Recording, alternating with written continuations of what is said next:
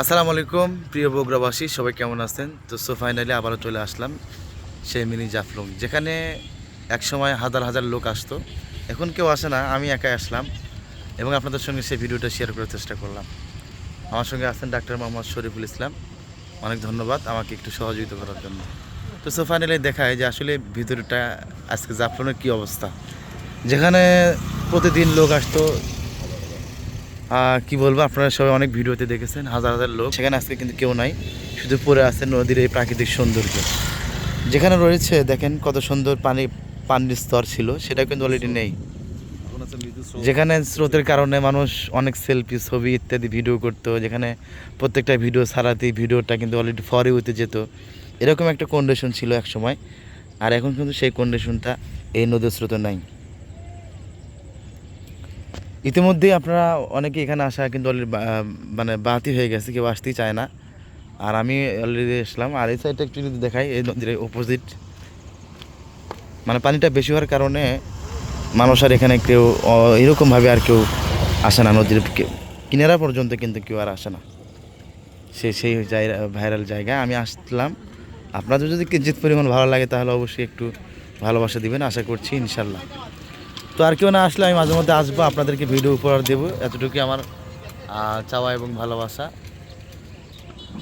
আর চতুর্থ সাইড কিন্তু অলরেডি ওরা কৃষি ভাইরা জমি চাষ করেছে, ঠিক আছে। এত সুন্দর ভিউ ছিল, এখন সেই ভিউটা কিন্তু আর পাওয়া যায় না।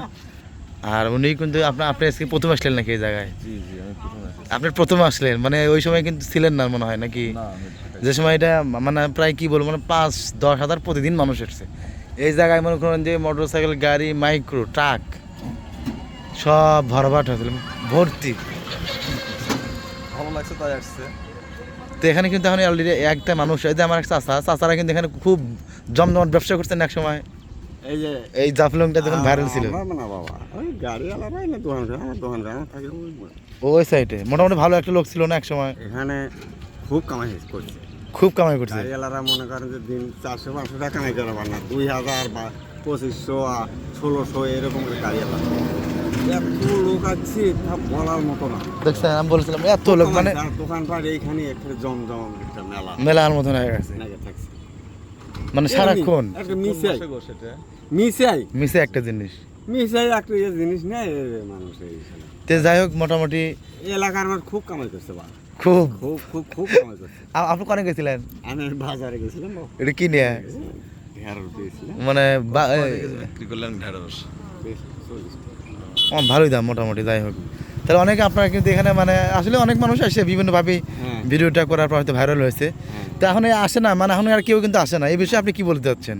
না এখন আর তো এখানে কেউ আসে না এরকম? যাই হোক, ধন্যবাদ আপনাকে।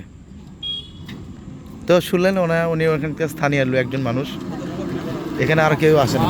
হ্যাঁ, তো এটাই হচ্ছে আমার আজকের ভিডিও। ইনশাল্লাহ ভিডিও থাকবে আরও, তো অবশ্যই আপনারা আমাদের পাশে থাকবেন। আর চাচার ভিডিওটা আপনারা শুনলেন, একসময় এত জনপ্রিয়তা ছিল এই জায়গাটার, এখন কেউ আসে না। ইনশাল্লাহ আমি আসবো, আপনাদের মাঝে মধ্যে এভাবে দিয়ে যাবো ইনশাল্লাহ। তো ফাইনাল ভালো থাকেন। আমি এতক্ষণ ছিলাম আপনাদের সঙ্গে ফরহাদ হোসেন। যদি ভিডিওটা কিঞ্চিত ভালো তো অবশ্যই লাগার কথা, কারণ এখানে এত পরিমাণ ভাইরাল কিন্তু হয়েছে, সেটা আপনারা অবশ্যই প্রমাণ দিয়েছেন এর আগে। তো অবশ্যই ভিডিওটা নিজ শেয়ার করেন, এর জন্য ঐতিহ্যটা থাকে ইনশাল্লাহ।